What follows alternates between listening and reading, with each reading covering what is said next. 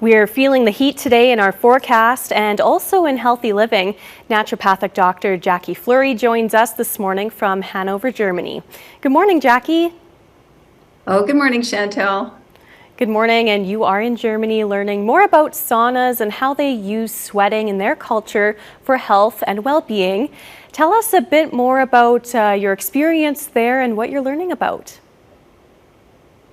Well, Chantel, we don't have to go too far to experience the extremes of hot and cold since we live in Saskatchewan, so we understand the benefits for sure, or at least the experience of alternating hot and cold.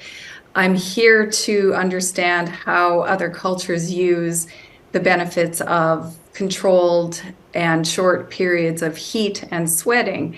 And it's been very, very interesting and very transformative just in terms of understanding the coaching experience of being in very short periods of heat followed by cold immersion. And so I've done some research and learned a little bit more about the health benefits and understanding that when you allow yourself to feel really hot for short periods of time, you sweat.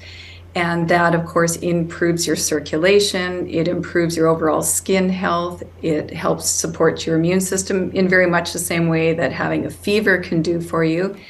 And it also helps with detoxification. So our skin is our largest organ of elimination.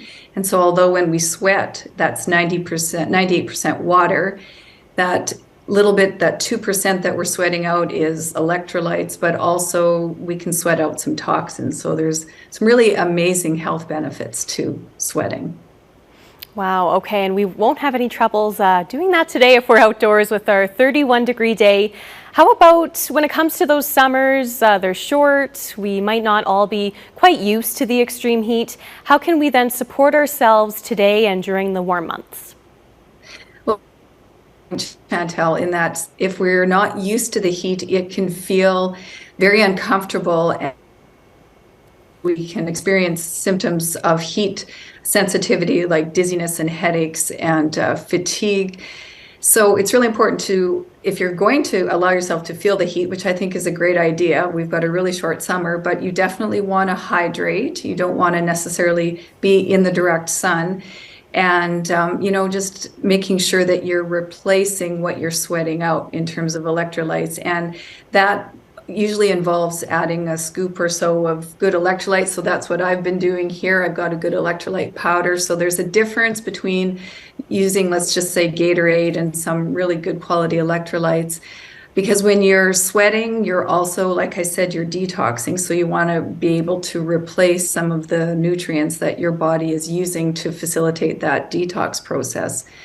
And, it can be something as simple as just, not turning your air conditioning on when you're driving home from work at the end of the day, or when you're at the cabin for the weekend, sitting in the shade and feeling the heat and just really letting yourself adapt to the heat rather than trying to shield yourself from the heat all the time.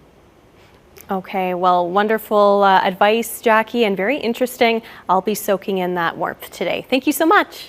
Enjoy, Chantel. Thank you for having me. Thank you.